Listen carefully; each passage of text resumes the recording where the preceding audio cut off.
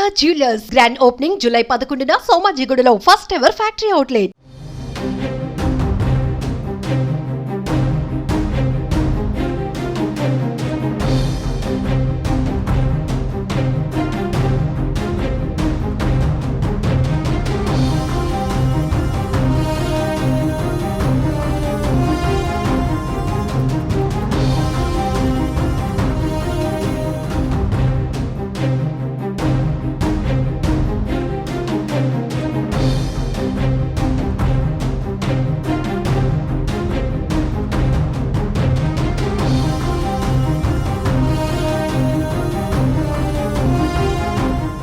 ఏపీలో ఎన్డీఏ కూటమి ప్రభుత్వం కొలువు తీరింది. ఈ క్రమంలో సీఎం చంద్రబాబు నాయుడు రాష్ట్ర అభివృద్ధిపై స్పెషల్ ఫోకస్ పెట్టారు.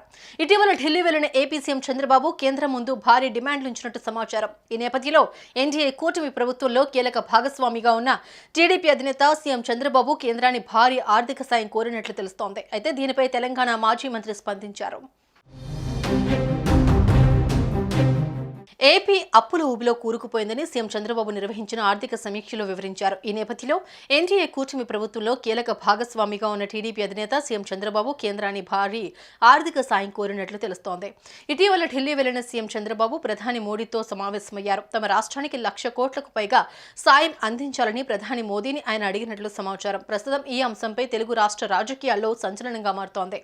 ఈ నెలాఖరులో కేంద్రం బడ్జెట్ ప్రవేశపెట్టనున్న నేపథ్యంలో చంద్రబాబు చేసిన డిమాండ్లు బడ్జెట్పై ఒత్తిడి పెంచే అవకాశం ఉంది. ఇదిలా ఉంటే ఆర్థికంగా ఏపీ గట్టెక్కాలంటే కేంద్ర నిధులు భారీగా రావాలని చంద్రబాబు డిమాండ్ చేసినట్లు బ్లూంబర్గ్ వెల్లడించింది. ఏపీ అభివృద్ధికి 1,00,000 కోట్ల రూపాయల ఆర్థిక సాయం ఇవ్వాలని సీఎం చంద్రబాబు కేంద్రాన్ని డిమాండ్ చేసినట్లు జరుగుతున్న ప్రచారంపై బీఆర్ఎస్ వర్కింగ్ ప్రెసిడెంట్ కేటీఆర్ స్పందించారు.